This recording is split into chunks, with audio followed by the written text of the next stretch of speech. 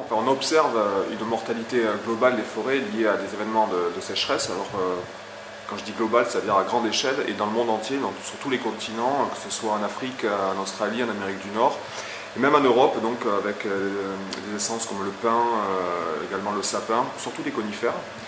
Et donc cette mortalité globale, on a du mal à la prédire parce que dans les modèles actuellement, il manque de mécanismes physiologiques qui permettraient d'expliquer cette mortalité.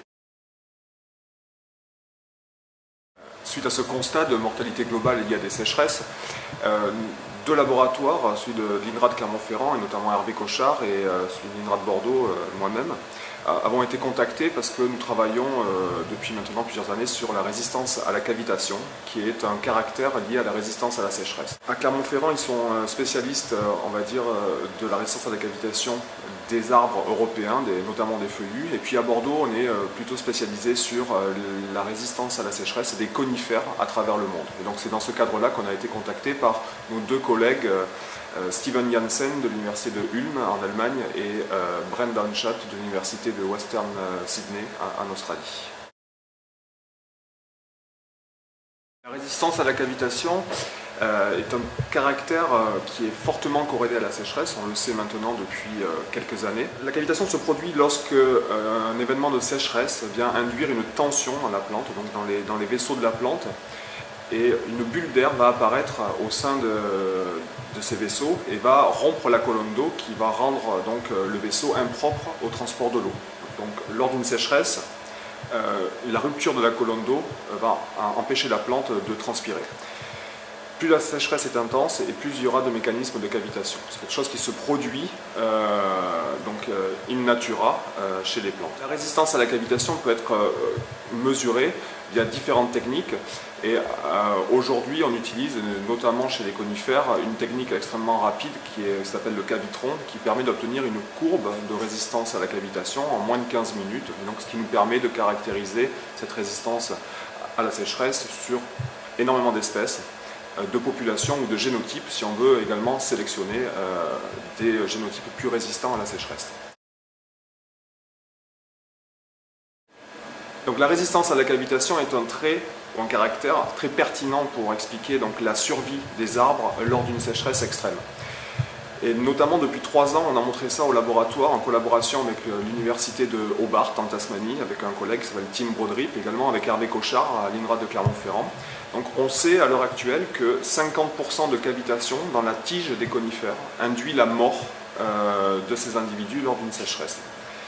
Pour les angiospermes, c'est-à-dire les chênes, les hêtres qu'on trouve en Europe, c'est un petit peu différent puisque pour induire la mort de ces espèces, il faut atteindre des seuils beaucoup plus élevés, de l'ordre de 90% de cavitation dans la tige. Pour toutes ces espèces, on a montré qu'il y avait un lien extrêmement fort entre la survie lors d'une sécheresse et la résistance à la cavitation.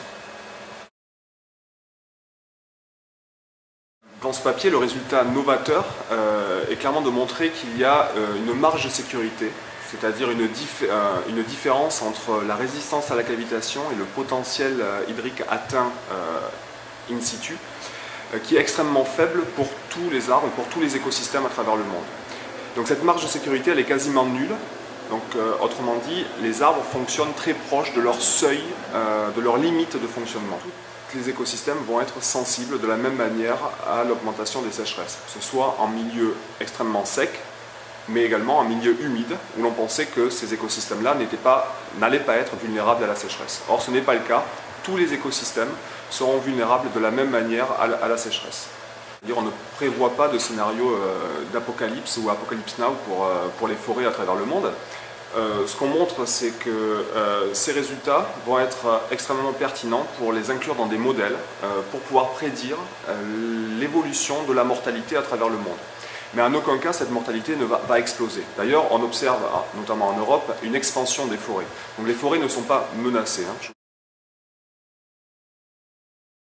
La deuxième chose à laquelle on s'intéresse à l'heure actuelle dans nos laboratoires, c'est de quantifier les capacités adaptatives de ces espèces et des populations, c'est-à-dire des peuplements forestiers.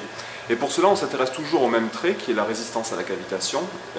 Mais maintenant, l'idée est de regarder la plasticité phénotypique de ce trait, c'est-à-dire est-ce que ce trait est plastique, est-ce qu'il est capable de changer pour un individu au cours du temps?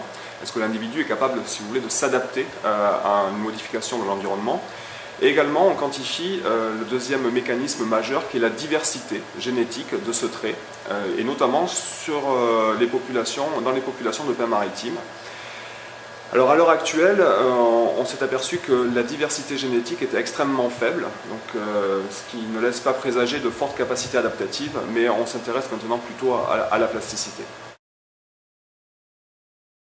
Mais quand on s'intéresse aux forêts de plantation, notamment, je vais parler un petit peu plus de recherche appliquée maintenant, dans ce cadre-là, on s'intéresse à la recherche de génotypes plus résistants à la sécheresse, et notamment dans le cadre de la forêt des Landes de Gascogne et de l'équipex Xyloforest, on s'intéresse depuis peu à un hybride entre le pin maritime et le pin brussia, pour essayer donc le pin brussia est un pin méditerranéen, comme le pin d'Alep, qui est plus résistant à la cavitation que le pin maritime.